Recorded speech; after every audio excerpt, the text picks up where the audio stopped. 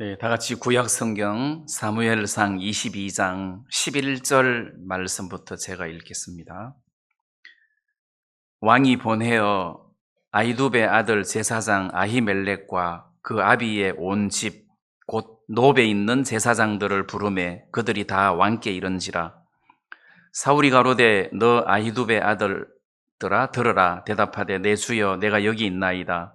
사울이 그에게 이르되 내가 어찌하여 이새의 아들과 공모하여 나를 대적하여 그에게 떡과 칼을 주고 그를 위하여 하나님께 물어서 그로 오늘날이라도 매복하였다가 나를 치게 하려 하였느뇨. 아히멜렉이 왕에게 대답하여 가로되 왕의 모든 신하 중에 다윗같이 충실한 자가 누구인지요. 그는 왕의 사위도 되고 왕의 모신도 되고 왕실에서 존귀한 자가 아니니까. 내가 그를 위하여 하나님께 물은 것이 오늘이 처음이니까 결단코 아니니이다. 원컨대 왕은 종과 종의 아비의 온 집에 아무것도 돌리지 마옵소서. 왕의 종은 이 모든 일에 대속안에 아는 것이 없나이다. 왕이 가로되 아히멜렉아 내가 반드시 죽을 것이요 내 아비의 온 집도 그러하리라 하고 왕이 좌우의 시위자에게 이르되 돌이켜 가서 여호와의 제사장들을 죽이라. 그들도 다윗과 합력하였고 또 그들이 다윗에 도망한 것을 알고도 내게 고발치 아니하였음이니라 하나 왕의 신하들이 손을 들어 여호와의 제사장들을 죽이기를 싫어한지라. 왕이 도액에게 이르되 너는 돌이켜 제사장들을 죽이라 하매 에돔 사람 도액이 돌이켜 제사장들을 쳐서 그날에 세마포 에봇 입은 자 85인을 죽였고 제사장들의 성읍 노베 남녀와 아이들과 젖 먹는 자들과 소와 나귀와 양을 칼로 쳤더라. 19절까지만 읽겠습니다. 무슨 그 단편 소설처럼 이 사무엘상 말씀이 스토리로 쭉 이어지니까 다윗이 골리앗을 죽인 그 사건 이후로 성경을 계속 여기까지 읽으시면 굉장히 재미있고 은혜스러운 대목들이 많이 있을 것 같은데 예배 시간에는 이렇게 다 길게 읽을 수 없으니까 제가 대충 간추려서 여러분들에게 말씀을 전한다면 그 다윗이 골리앗을 죽이고 난 다음에 블레셋하고 전쟁에서 대성을 거두고 이제 예루살렘으로 들어오는데 예루살렘 처녀들이 춤을 추면서 노래를 부르는데 그 가사가 사울 왕에게 걸렸잖아요. 사울의 죽인 자는 천천히요 다윗의 죽인 자는 만만히로다.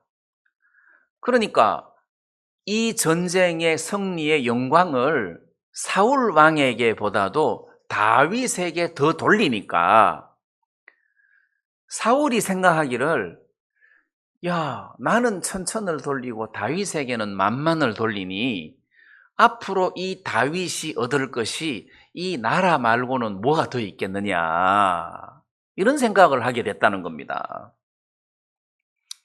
생각을 다르게 할 수도 있어요. 야, 우리나라에 이런 숨은 인재가 있었구나. 나보다 믿음이 있고 뛰어난 또 하나님과 동행하는 이런 훌륭한 장수, 이런 훌륭한 신하가 있었구나. 이런 신하를 발탁해서 왕궁에 나와 같이 이 국정을 다스리면 참 좋겠다. 이렇게 생각할 수도 있는데 이 사울이 다윗에게 만만을 돌려? 그러면은 나라밖에 얻을 것이 더 있겠느냐. 앞으로 이놈이 왕이 되겠구나. 이놈이 왕이 되면 나를 죽이고 왕이 되든지 그럼 내 아들은 뭐 아무것도 안 되겠구나. 내 아들을 위해서라도 내가 왕권을 강화하고 이놈을 죽여야 되겠다.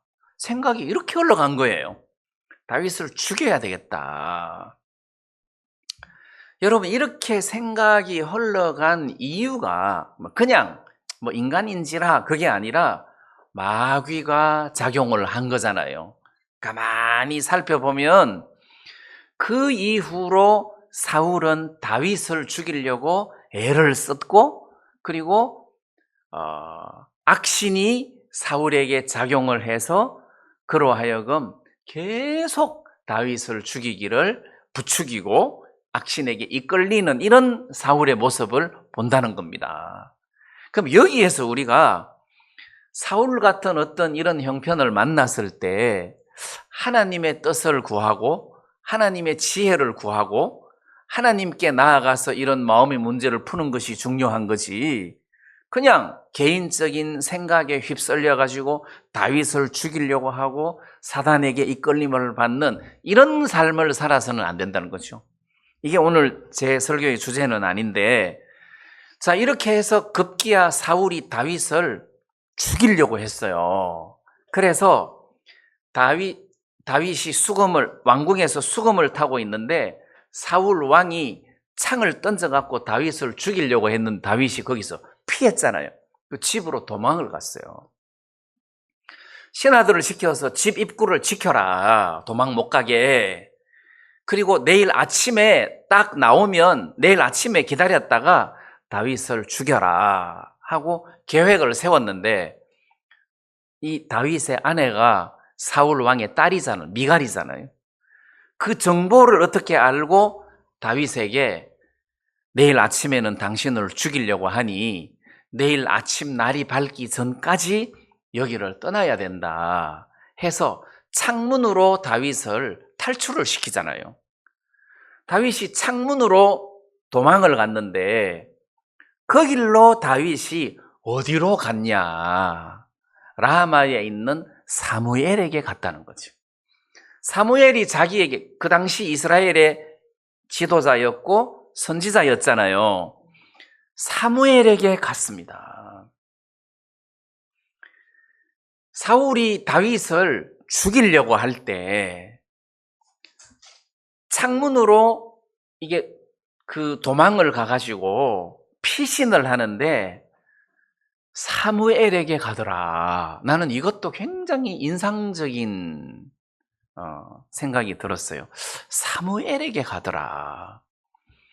자, 그래서 사무엘에게 갔다가 다윗이 내가 여기서 이 나라에 있으면 나는 틀림없이 사울 왕에게 잡혀 죽을 거다 해가지고 그 블레셋, 골리앗을 죽였던 그 블레셋 왕에게 가는 겁니다. 거기서 좀 빌붙어 살면 이게 사울 왕에게서부터 보호를 받을 것 같아서 블레셋에 들어갑니다. 근데 블레셋에 딱 들어가니까 그 신하들이 이 사람은 골리앗을 죽인 사람이 아니냐, 사울이 죽인 자는 천천히요 다윗의 죽인 자는 만만히로다 한 이 사람이 왕이야.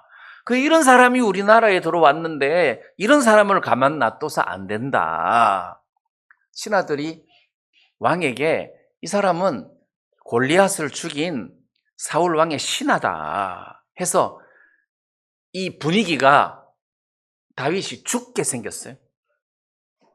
그때 이 다윗이 수염에 침을 질질질 흘리면서 미친 채 하잖아요.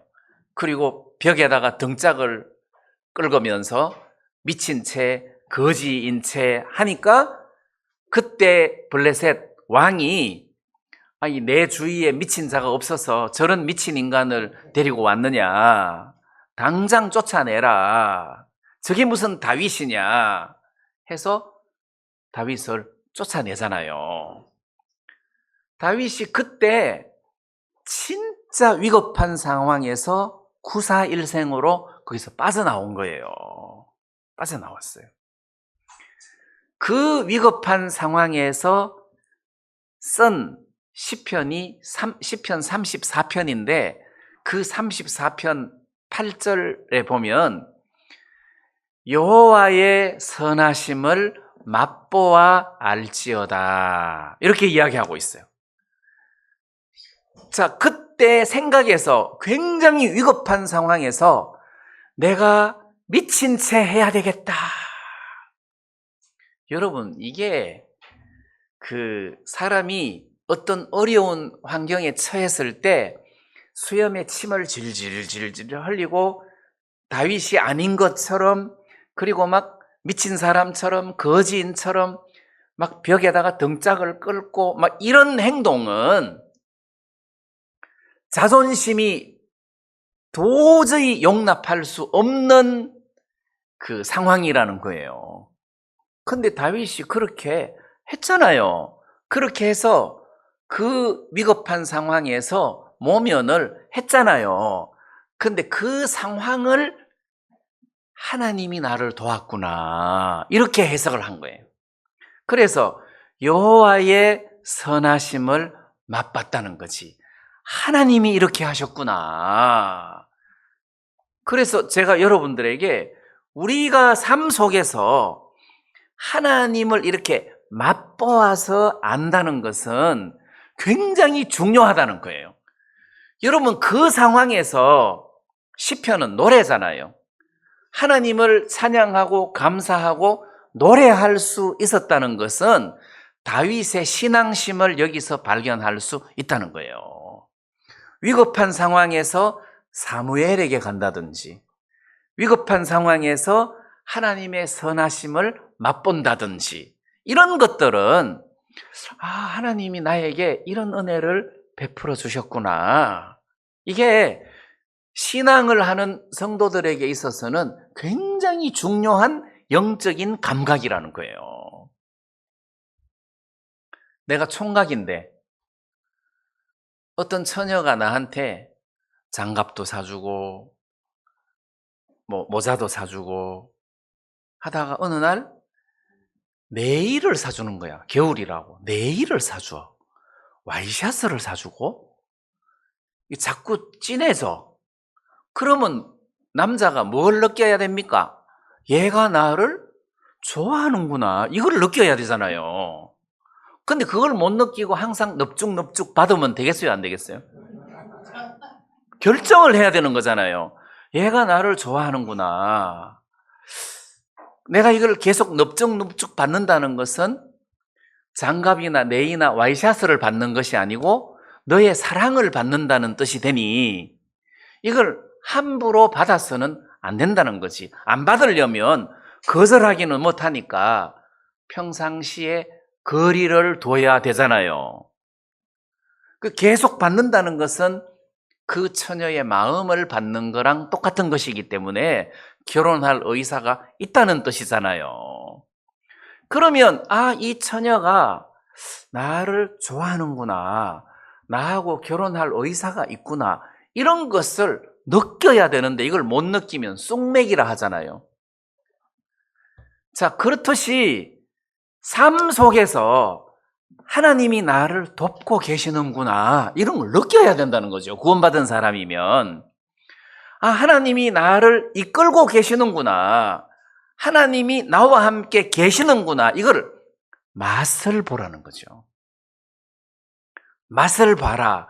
여호와의 선하심을 맛보아서 알지어다. 이 성경을 읽어서 알지어다. 여호와의 선하심을 성경을 읽어서 알지어다가 아니고 맛보아서, 이게 경험이라는 겁니다. 맛보아서 알지어다. 그래서 다윗은 그게 삶 속에서 배겨 있었어요. 언제부터입니까? 아버지 양을 칠 때 사자가 나타나서 내 양을 이렇게 움켜서 물고 가면 따라가가지고 그 사자하고 싸워서 양을 건져냈다. 곰하고도 곰이 물고 가면 내가 곰하고 싸워서 그 양을 건져냈다. 그때 내가 사자를 죽이거나 곰을 죽인 것이 아니라 하나님이 나를 그 곰의 발톱에서 사자의 이빨에서 나를 건져주셨다. 이 감정을 다윗이 가지고 있었단 말이에요. 그래서 골리앗하고 싸울 때 사울 왕이 너는 쟤하고 게임이 안 돼. 너는 어린 소년이잖아. 쟤는 용사야. 게임이 안 돼. 그러니까 간정을 하잖아요. 하나님께서 나를 곰의 발톱에서, 사자의 이빨에서 나를 건져주셨는데 골리앗에게서도 나를 건져주실 것이다. 그러니까 그런 그 다윗의 말을 보면 그는 어려서부터 아버지의 양을 칠 때에 하나님을 맛보고 있었단 말이에요. 하나님을 맛봤다. 하나님이 저 사자에게서부터 나를 건져주었구나. 내가 이긴 게 아니고 건져주었구나. 곰에게서 나를 건져주었구나. 골리앗에게서 나를 건져주었구나. 여러분, 수금을 타는데, 이런 홀에서 한쪽에 앉아갖고 수금을 타는데 사울 왕이 창으로 던져갖고 찍었단 말이에요. 근데 그걸 피했다는 거지. 2번이나. 그거는 하나님이 자기를 피하게 한 거다. 그렇게 봐야 되는 거예요. 다윗은 그렇게 생각을 했습니다. 하나님이 나를 사울의 손에서 건지셨구나. 하나님이 나를 피하게 했구나. 이렇게 생각을 했다는 거죠. 자, 그러면 우리 성도들이 여호와의 선하심을 맛보아서 알아라. 삶 속에서 이것을 경험한다는 것은 굉장히 중요하다. 제가 전에도 말씀드렸지만 제가 어려서 집에 돼지를 키웠어요. 그냥 할머니가 푼돈 만들어 쓰시려고 돼지를 키웠어요. 그러다가 보니까 서너 마리가 돼. 근데 이 돼지 사료를, 그때는 사료 같은 게 없었어요. 동네마다 음식물 찌꺼기를 모아가지고, 요즘처럼 음식물 쓰레기가 많이 나오던 시절이 아니잖아요. 내가 그거를 리아카를 끌고, 그때 초등학교 3학년, 4학년, 5학년 이 무렵인데 리아카를 끌고 할머니는 뒤에서 밀고 평지는 그냥 가지만 오르막은 밀어야 되잖아. 그 음식물 찌꺼기를 잔뜩 싣고 그 어린 애가 오르막을 오르려 그러면은 힘들어요. 진짜 땀을 뻘뻘 흘리면서 리아카를 끌거든요. 그런데 어느 날 오르막을 오르는데 너무 쉬운 거라. 할머니가 이렇게 세게 밀 리는 없고, 누군가가 이 리아카를 미는구나 하는 느낌이 왔어요. 이게 초등학교 4학년, 5학년 때. 그게 느껴집니까? 안 느껴집니까? 당연히 느껴지죠. 그러면 삶 속에서 하나님이 나를 도우시는구나. 이게 느껴져야 된다는 거지. 그것을 맛봐야 된다는 겁니다. 그래서 다윗이 시편 34편 8절에서 여호와의 선하심을 맛보아 알지어다 이렇게 했단 말입니다. 그 34편 그 앞에 보면 그 블레셋에게서부터 미친 채 하다가 거기서 쫓겨난 때에 그렇게 되어 있거든요. 그 상황에서 하나님을 선하심을 맛보았다. 자, 그렇게 해서 다시 유대 땅으로 들어왔어요. 그런데 다윗이 아무리 생각해도 정말 사울 왕이 자기를 죽일 건지 안 죽일 건지 이게 의심이 되는 거라. 진짜 저 왕이 나를 죽이려고 하나? 내가 그러면 평생 이렇게 도망 다녀야 되나? 다시 예루살렘으로 갑니다. 예루살렘으로 가서 요나단을, 그 아들, 사울 왕의 아들 요나단 왕자를 만납니다. 그래서 진짜 왕이 나를 죽이려고 하는가에 대해서 그 왕의 마음을 알고자 하여 요나단을 만나고 계획을 세우는데 결국은 사울 왕이 자기를 죽이려고 한다는 확신을 갖게 됩니다. 자, 그래서 이 다윗이 안 되겠다. 내가 모압 왕에게 피해야 되겠다 해서 이웃나라 모압으로 피신을 합니다. 근데 모압 왕이 다윗과 그 일행들을 받아가지고 그들에게 거할 곳을 주고 먹을 것을 주고 잘 대해주니까 너무 좋은 거라. 근데 갓 선지자가 딱 나타나서는 여기 있지 말고 유대 땅으로 들어가라 이렇게 하는 거예요. 여러분, 갓 선지자가 이 다윗에게 나타난 것을 여러분들이 잘 생각하셔야 돼요. 갓 선지자가 사울 왕에게 찾아가가지고 너 다윗 죽이려고 애쓰지 마라 그렇게 안 한다는 거지. 다시 말하면 저 다윗에게 찾아가는 것은 자기 말을 들을 줄 아는 귀가 있으니까 가는 거지, 들을 귀가 없는 사람에게 안 가는 거예요. 그 예를 들어 가지고 내가 형제님에게 부탁을 한다고 합시다. 형제님 이것 좀 도와주세요. 해주세요. 이걸 좀 해주세요. 이렇게 부탁을 한다고 해봐요. 그러면 내가 부탁을 할 때, 저 형제님은 내가 지난번에 부탁하니까 거절하더라. 그게 딱 기억이 나잖아요. 내가 부탁하려고 하는데. 근데 한 번만 거절한 게 아니라 한 서너 번을 거절하더라. 계속해서 거절하더라. 내 의사를 들어줄, 내 이야기를 들어줄 의사가 없는 사람이구나. 그런 생각이 들면 내가 부탁하겠습니까? 안 하겠습니까? 안 한다는 거죠. 부탁 안 합니다. 그러면 갓 선지자가 모압의 피신에 있는 다윗에게 찾아가서 다시 유다 땅으로 들어가라 하고 이야기했을 때는 갓 선지자랑 이 선지자랑 다윗 사이에 굉장한 가까움이 있다는 거예요. 여기서 느낄 수가 있다는 겁니다. 아주 이물 없는 가까운 사이라는 거예요.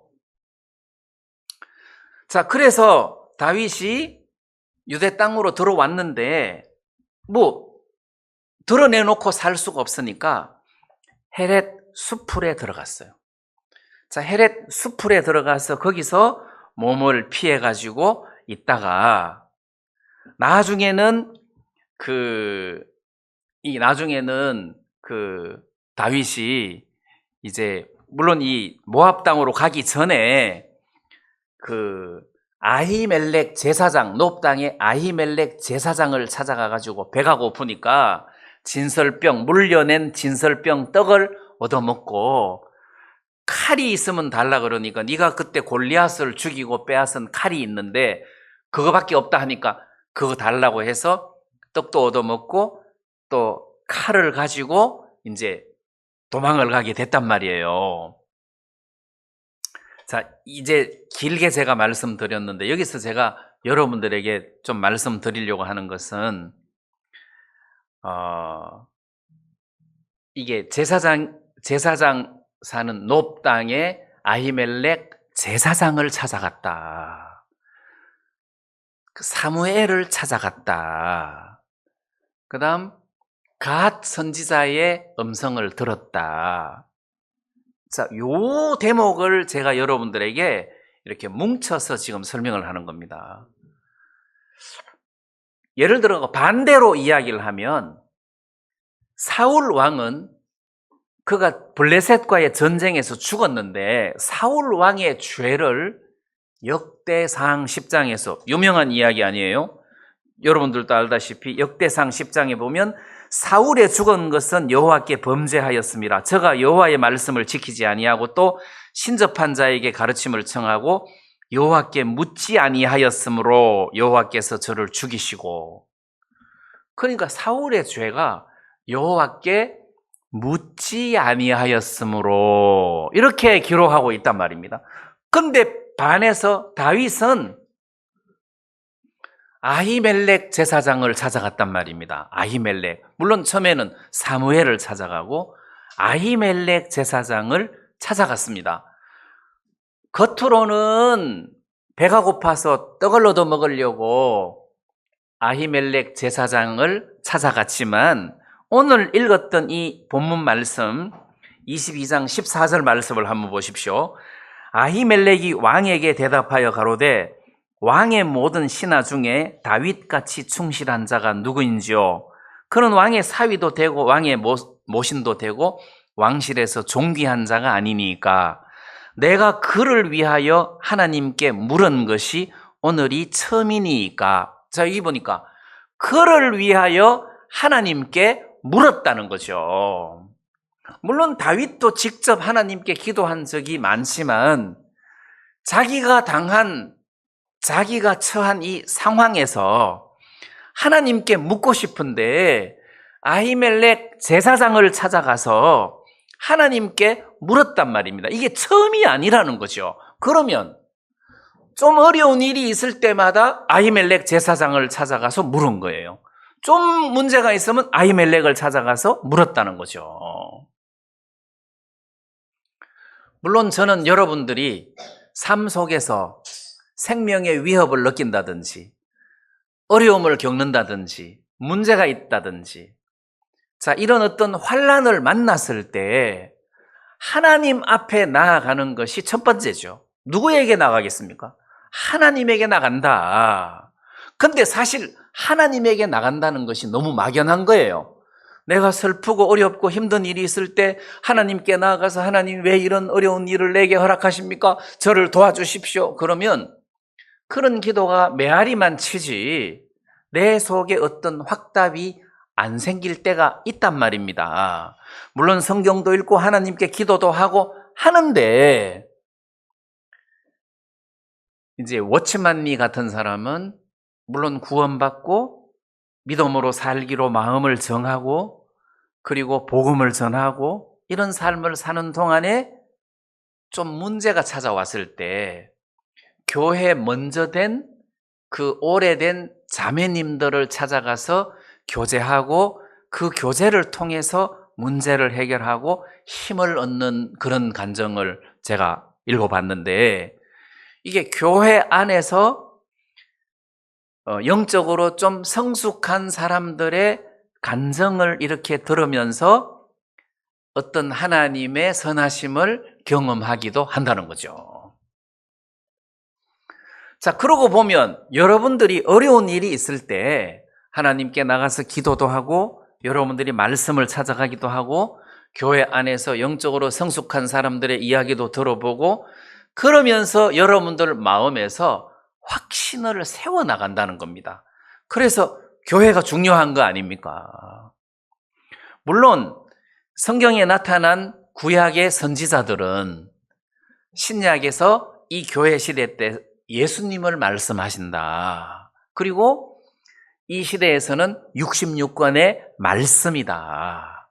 우리의 모든 문제들을 66권 말씀 속에서 그 해답을 다 찾을 수가 있다.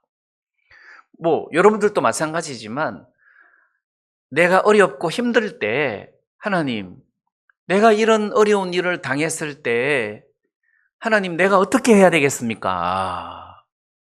그럼 하나님이 많은 말씀들 중에서 몇몇 말씀들을 생각나게 하시는 거예요.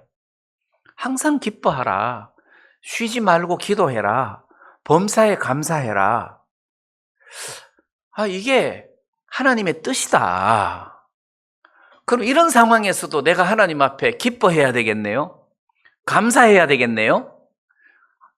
그래, 내가 쉬지 말고 기도하라 하셨으니까 내가 기도하고 감사하고 기뻐하고 내가 이 문제를 정면 돌파를 해야 되겠구나.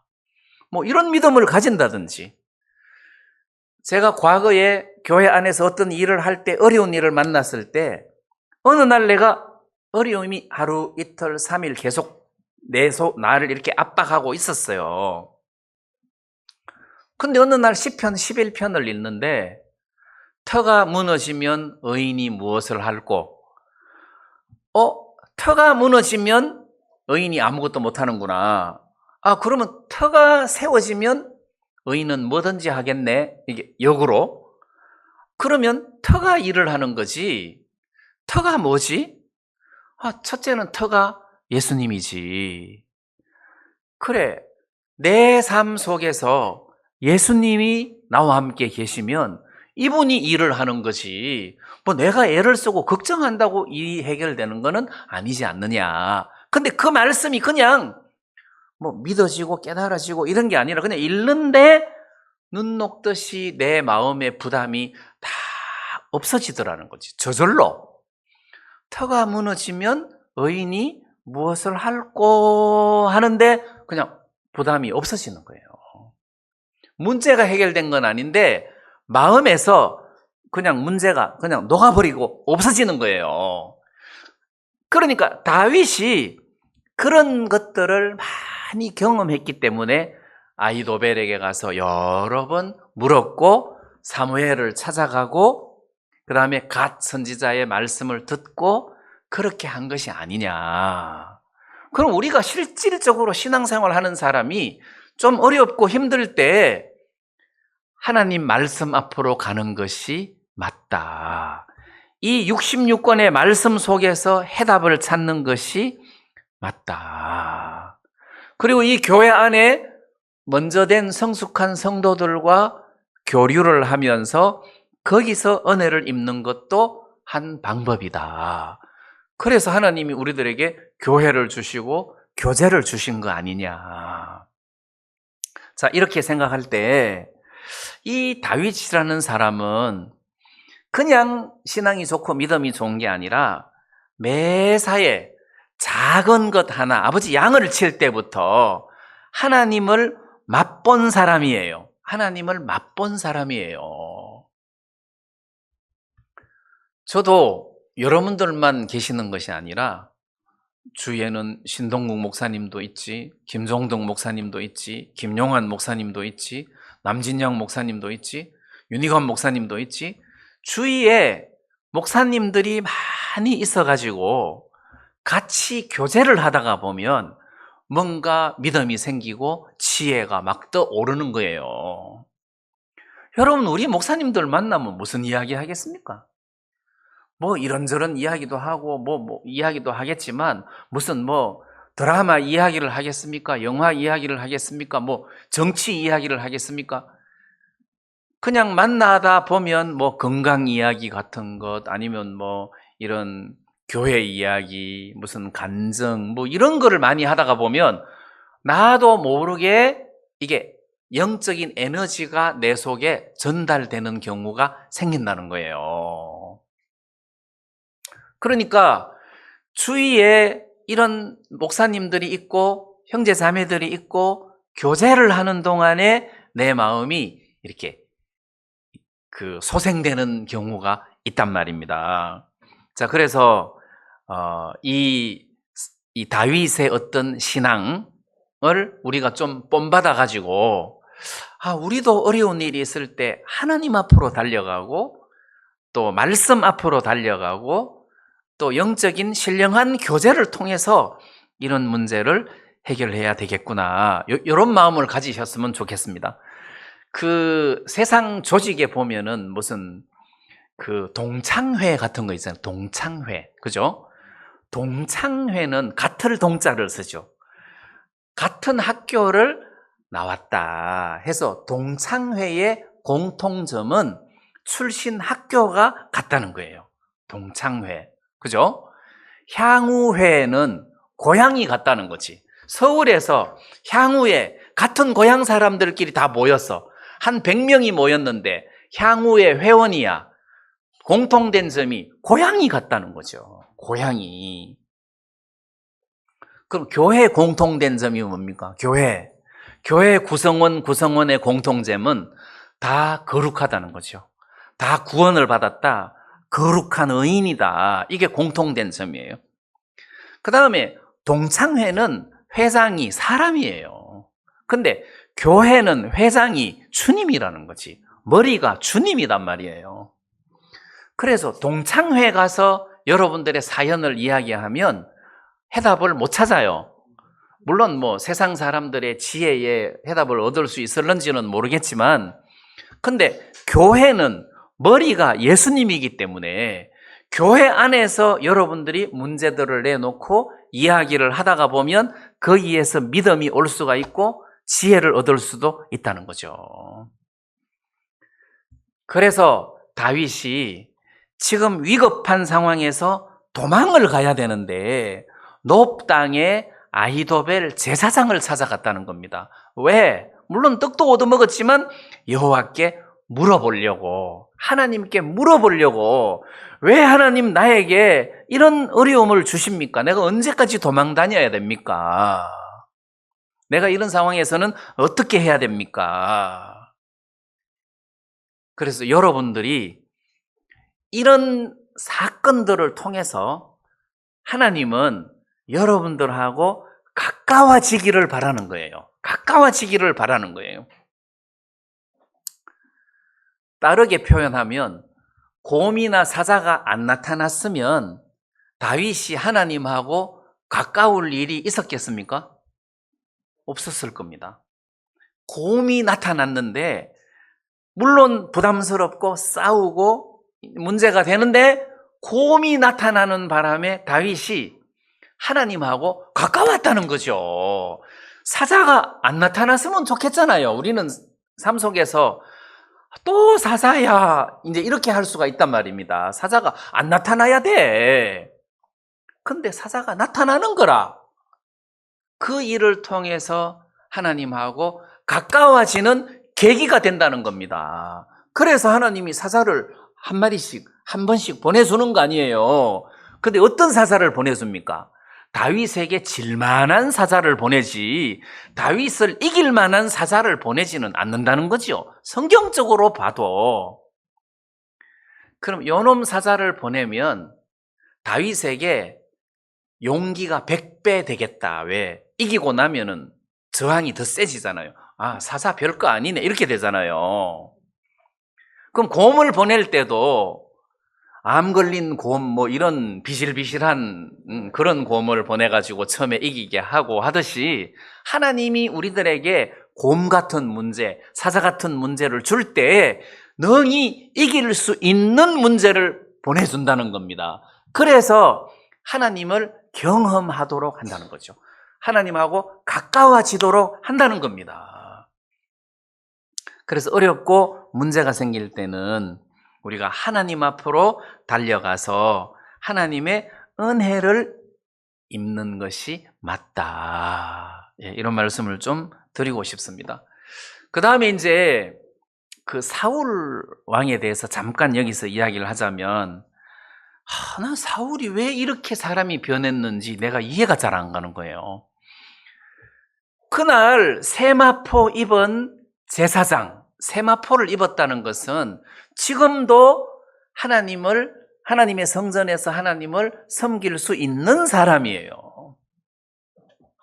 그러면 세마포 입은 제사장 85인을 죽였잖아요. 물론 자기가 죽인 것이 아니고 도액에게 죽여라 해서 세마포 입은 제사장 85인만 죽인 게 아니라 그 제사장들의 성읍, 도시 전체를 그때 몇 명이었는지는 모르겠지만 남자와 여자, 아이들, 심지어 젖먹이들, 소, 나귀, 양, 짐승까지 싹 다 죽였다는 거죠.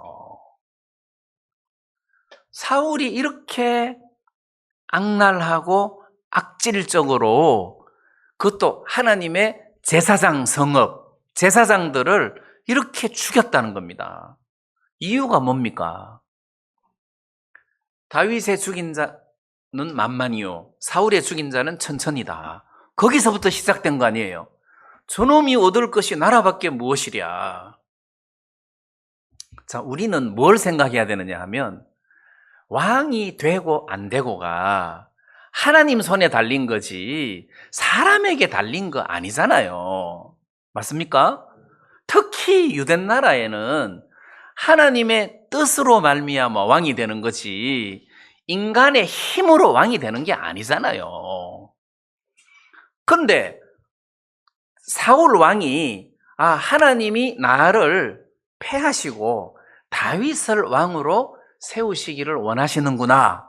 이 하나님의 뜻을 정확하게 알았으면 자기는 왕을 내려놔야 돼요. 왕을 내려놓고 하나님의 처분을 기다려야 돼요. 근데 사울이 그렇게 안 했죠? 자, 그렇게 안 하니까 사울이 다윗을 죽여야 되겠다. 그래야 내가 왕권이 보존이 되고 또 이 왕위를 아들에게 물려줄 수도 있으니까 내가 저 다윗을 죽여야 되겠다. 내가 이 왕권을 보호해야 되겠다. 자, 이런 생각을 하고 있으니까 다윗만 의심하는 게 아니고 아히도벨도 의심을 한 거잖아요. 네가 어떻게 다윗하고 공모를 하여, 지금 13절에 보니까 그러잖아요. 사울이 그에게 이르되 네가 어찌하여 이새의 아들과 공모하여,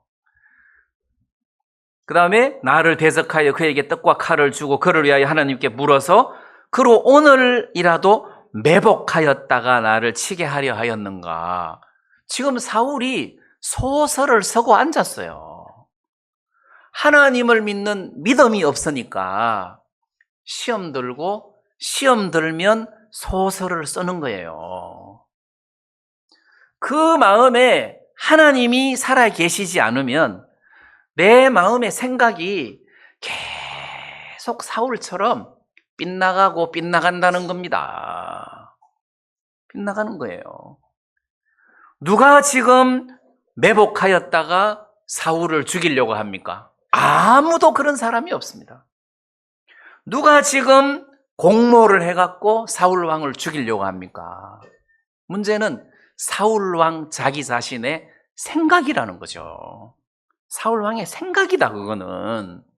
왜 이런 생각이 옵니까? 하나님이 없으니까.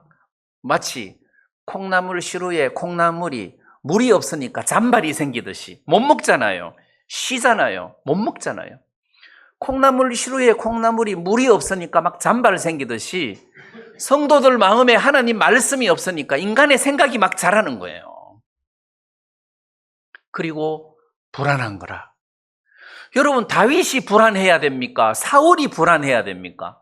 다윗이 불안해야 되는데 다윗은 여호와의 선하심을 맛보아 알지어다 하고 맨날 노래 부르고 찬양하고 하나님께 감사하고 여호와는 나의 피난처시오 뭐 이러고 있고, 사울은 신하들이 항상 자기를 이렇게 해치려고 다윗하고 이렇게 공모한다고 생각을 하는 거예요. 그러니까 원래 옛날에 그 왕들도, 특히 중국의 왕들은 자기를 죽이려고 하는 그런 불안감이 너무 심해가지고 엄청 조심하잖아요. 밥도 함부로 못 먹잖아요. 시찰도 함부로 못 나가고. 사울이 하나님을 믿는 믿음이 없으니까 사울이 두려운 거예요. 사울이 두려운 거라. 자, 이렇게 사울이 하나님과 멀어지고 선지자들하고도 멀고, 그리고 불안하고 칼을 의지하고, 뿐만 아니라 사울 시대 때는 항상 블레셋하고 전쟁이 있었기 때문에 성경에 보면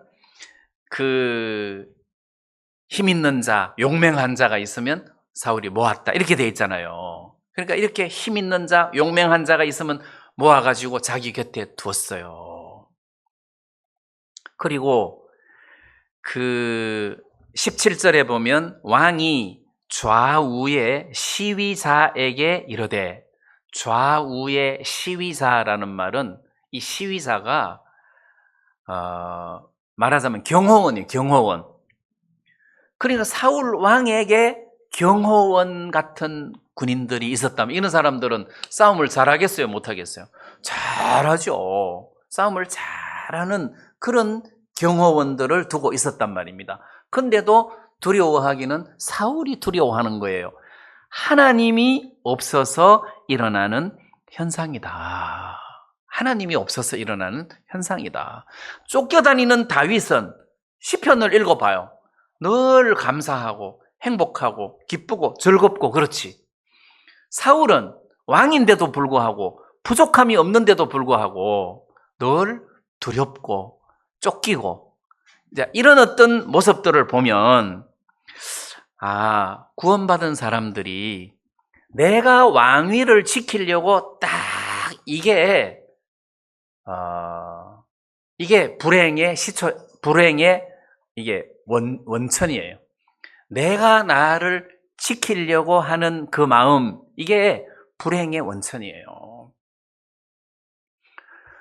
반대로 다윗이 압살롬에게 쫓길 때, 그때 압살롬이 예루살렘을 점령하고 다윗은 도망갈 때 그 다윗이 도망갈 때의 모습을 보시면 맨발로 울며 감람산 윗길로 올라갈 때 머리를 가리우고 이렇게 돼 있어요. 머리를 가리우고. 자, 다윗의 머리에 뭐가 있습니까? 왕관이 있죠. 왕이니까 왕관이 있죠. 근데 도망갈 때 머리를 가리우고, 이제 왕 아니에요. 가렸으니까 왕이 아니에요. 맨발로 울며, 이 모습 자체로는 하나님 앞에 회개하는 모습이에요.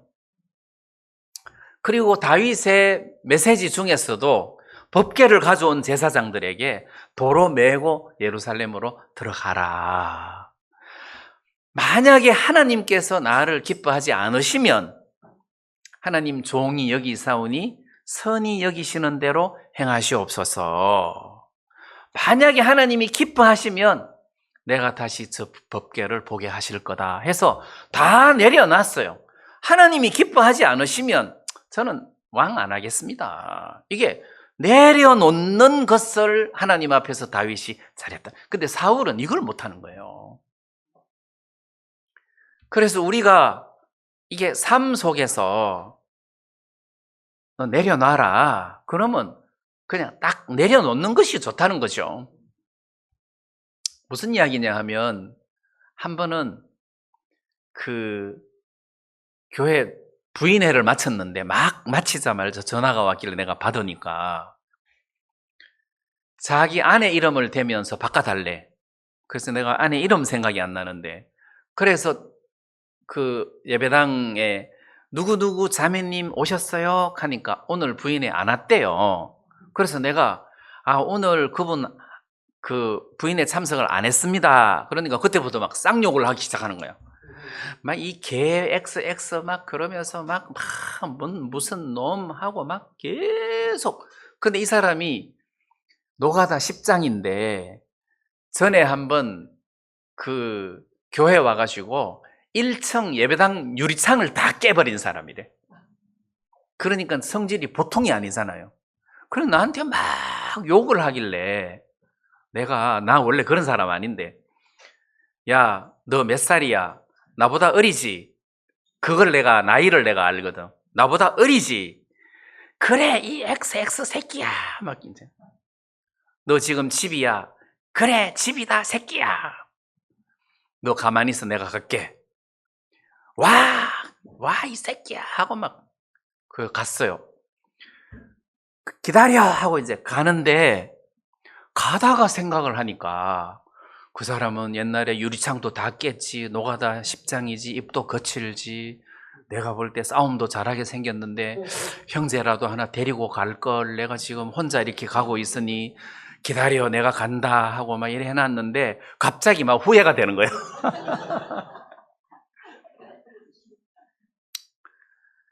그래서 가다가 후회가 되는데, 또 가다가 어떤 생각이 들었느냐 하면, 그 남편이 나를 때리면 맞지 뭐. 하나님이 맞게 하시면 한 대 맞지 뭐. 내가 이 생각을 했어요. 그래, 내가 맞지 뭐. 하나님이 그 사람이 때리면 맞지 뭐가 아니고, 하나님이 맞게 하시면 내가 맞지 뭐. 그러니까 불안한 마음이 없어지더라고. 그냥 다 내려놓으니까 불안한 마음이 없어지더라고요. 갔어요. 갔는데 차를 한 잔 딱 타놓고 김이 모락모락 나는데 나를 기다리고 있더라고. 아유, 목사님 어서 오세요. 잘 오셨습니다. 아니, 목사한테 이 새끼 저 새끼가 뭐예요? 하니까, 아이고, 제가 원래 노가다를 하다가 보니까 입이 거칩니다. 차나 한 잔 합시다 하는데, 그 뭐 때려도 내가 그냥 문제가 안 되는데 막 차 타놓고 기다리니까, 그래서 친구가 됐어요. 자, 어떤 경우에는 어려운 일이 왔을 때, 내가 이거 하나님 앞에 받아야 되겠다, 이 마음을 가지면 문제가 안 된다는 거죠. 그런데 사울 왕은 왕관을 내려놔야 되잖아요. 뭐 왕관이든 그 이상이든 하나님의 뜻이면 내려놔야죠. 왕관이든 뭐든 내려놔야 자기가 행복할 거 아니에요. 그러면 사울이 다윗을 죽이려고 마음먹고 다윗을 쫓아다니고 하던 그 평생 동안 사울은 굉장히 공고하게 힘들게 어렵게 세월을 보냈어요. 왕이면서도. 죽을 때도 블레셋과의 전쟁에서 비참하게 죽은 거 아니에요. 그래서 하나님 앞에 그대로 받는 것이 중요하다. 하나님이 내게 이렇게 하신 것이다. 하나님이 하나님이 때리시면 뭐 내가 맞지 뭐. 이게 진짜 중요하다는 겁니다. 왜 성경에 보면 나오미가 모압 땅으로 이사 갔다가 다 망하고 남편도 아들도 죽고 베들레헴으로 돌아오니까 베들레헴 고향 사람들이 나오미가 돌아왔다 하니까 나오미가 나를 나오미라 부르지 마라. 나를 마라라 하라. 내가 풍족하게 나갔더니 여호와께서 나를 비어 돌아오게 하셨느니라. 이랬단 말이에요. 누가? 여호와께서. 내가 풍족하게 나갔는데 사기꾼을 만나가지고 내가 망한 게 아니고 여호와께서 나를 비어 돌아오게 하셨다 해서 나오미 마음속에 하나님이 이렇게 하셨구나 이게 있다는 거죠. 여호와께서 나를 비어 돌아오게 하셨구나. 내가 구원을 받을 때 하나님이 나를 불쌍히 여기셔서 이렇게 나를 구원을 하셨구나. 내가 이 복음적인 교회로 들어올 때도 하나님께서 이렇게 해서 나로 복음적인 교회에 들어오게 하셨구나. 그 다음 내가 신학교 들어갈 때도 하나님께서 이렇게 해서 내가 거기서 나올 때도 하나님께서 이렇게 그러니까 항상 주체가 여호와라는 거죠. 여호와께서 이렇게 하셨구나. 내가 어떻게 이제 살다가 보니까 전주에서 살게 됐어요. 전주에서. 그래서 이런 내가 막 목회를 해가지고 뭐 이렇게 했으면은, 좀 이렇게, 요런 뭐 대전쯤에 집을 얻든가 뭐 이렇게 시작을 했을 텐데. 근데 이것도 여호와께서 하나님께서 이렇게 하셨구나 해서 하나님을 인정하고 싶다는 거죠. 매사에 하나님을 인정하는 그 나오미가 여호와께서 나를 비어 돌아오게 하셨다. 오늘 2부 시간에 나오는 내용인데 마태복음 19장인가 결혼에 대한 이야기를 하면서 제자들이 이혼을 해도 되느냐? 그러니까 예수님 해답이 하나님이 짝지어 주신 것을 사람이 나누지 못할지라 이렇게 돼 있어요. 그러면 우리 부부가 결혼을 해가지고 세월이 오래됐는데 누가 짝지어 줬습니까? 하나님이 짝지어 준 거예요. 중매를 그러면 하나님이 했습니까? 아니죠. 사람이 중매를 하든지 연애를 하든지 뭐 했을 텐데 아유 연애 결혼을 했다면 막 저 여자가 나를 막 그렇게 쫓아다니더니 그래 내가 결혼을 했지. 이거는 형편이고 모양이고 성경적으로 하면 하나님께서 짝지어 주신 것을 사람이 나누지 못 이렇게 돼 있단 말입니다. 성경에. 맞죠? 여기 신혼부부가 있는데 배형제 자 누가 짝지어 줬습니까? 사모님이라 그러면 그거는 하나님이 사람을 통해서 하신 것이지 주체는 하나님이라는 거지. 하나님이 짝지어 주신 것을 나는 처음부터 그렇게 믿었어요. 하나님이 짝지어 주셨다. 하나님이 주셨다. 그래서 한 번도 아내를 원망한 적이 없어요. 괜히 저 여자하고 결혼했다, 뭐 이런 게 없었어요. 어떻게 항상 생각했느냐 하면 나에게 꼭 맞는 사람일 것이다. 왜? 하나님이 짝지어 주셨기 때문에. 그래서 하나님이 짝지어 주셨다.